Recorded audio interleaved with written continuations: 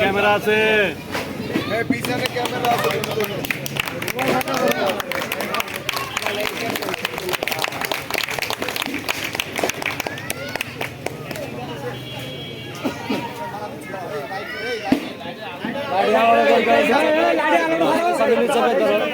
Hello, লাইটের আলো ছাড়ো।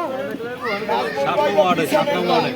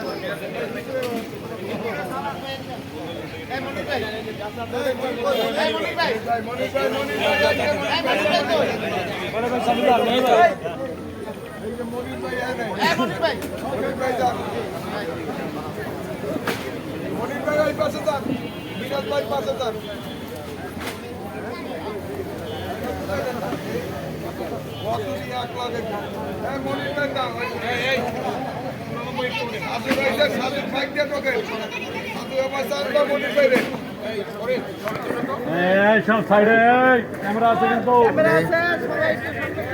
ক্যামেরা আছে,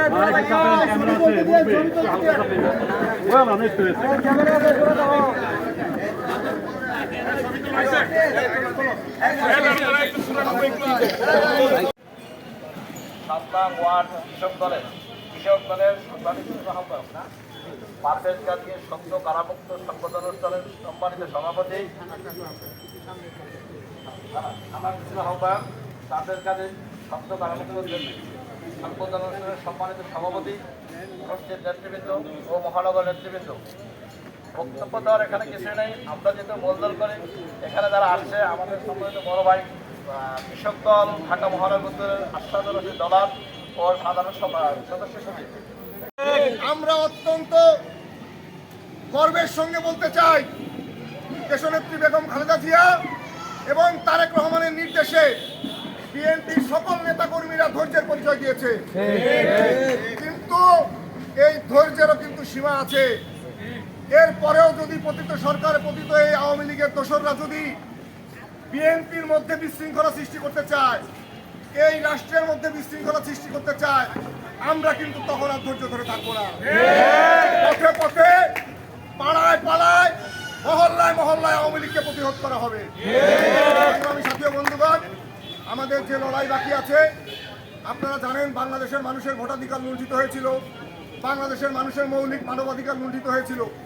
আমরা মানুষের ভোটাধিকার ফিরিয়ে দিতে চাই। গত 17টি বছর মানুষ ভোট দিতে পারে নাই, আমরা বাংলাদেশের মানুষকে ভোট দেওয়ার অধিকার ফিরিয়ে দিতে চাই।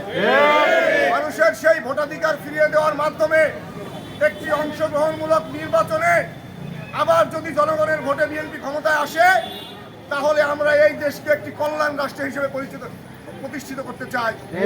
সেই লড়াইয়ে, সেই ভোট যুদ্ধে আপনারা সকলে ঐক্যবদ্ধ থাকবেন এবং যে কোনো ষড়যন্ত্রকে ঐক্যবদ্ধভাবে প্রতিরোধ করবেন ইনশাআল্লাহ।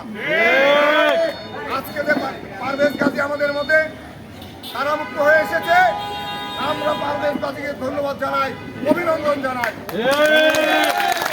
আগামী দিনে যে কোনো ষড়যন্ত্র মোকাবেলা করে দেশনায়ক তারেক রহমান, দেশনেত্রী বেগম খালেদা জিয়ার নির্দেশে যে কোনো কর্মসূচিতে বিএনপি সকল নেতা কর্মী ঐক্যবদ্ধ থাকবে ইনশাআল্লাহ। ব্যক্ত করে শেষ করছি। আল্লাহ হাফেজ।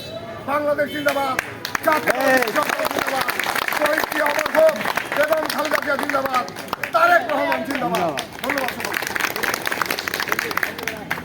ধন্যবাদ মিঠু ভাইকে।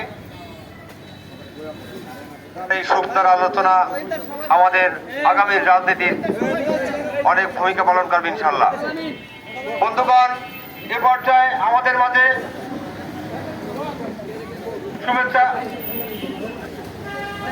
শুভেচ্ছা বক্তৃতা দিবেন মহানগর উত্তর কৃষক দলের ফ্রন্ট ফোর্স, বারবার কারা নির্যাতিত দলনেতা জনাব আশরাদুল আলীর দল ভাই,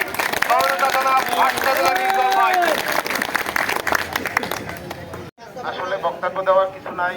এখানে যা বলার আমাদের সদস্য সচিব মহানগর উত্তর শফিকুর রহমান মিঠু ভাই এবং আহ্বায়ক আশরাফুল আরিশ দল ভাই ওরা বলবে পারভেজের কারামুক্ত হিসাবে তাকে ফুল দেওয়া হবে, তারাই দিবে বা কিছু বলার নেই। আসসালামু আলাইকুম।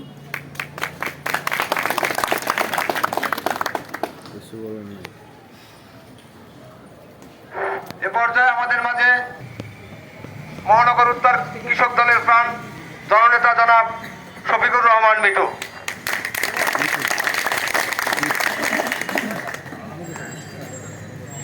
বিসমিল্লাহির রহমানির রহিম। আজকে মিরপুর থানা কৃষক দলের যুগ্ম আহ্বায়ক আমাদের পারভেজ গাজী তার কারামুক্তি উপলক্ষে আজকের এই শুভেচ্ছা সভা। এই সন্ধ্যায় উপস্থিত আজকের এই সভায় ঢাকা মহানগর উত্তর কৃষক দলের আহ্বায়ক আমাদের সকলের প্রাণ জননেতা আশরাফুল আরিশ দল উপস্থিত রয়েছেন। ঢাকা মহানগর উত্তর কৃষক দলের যুগ্ম আহ্বায়ক বৃন্দ, সকলেরই নাম বলা হয়েছে।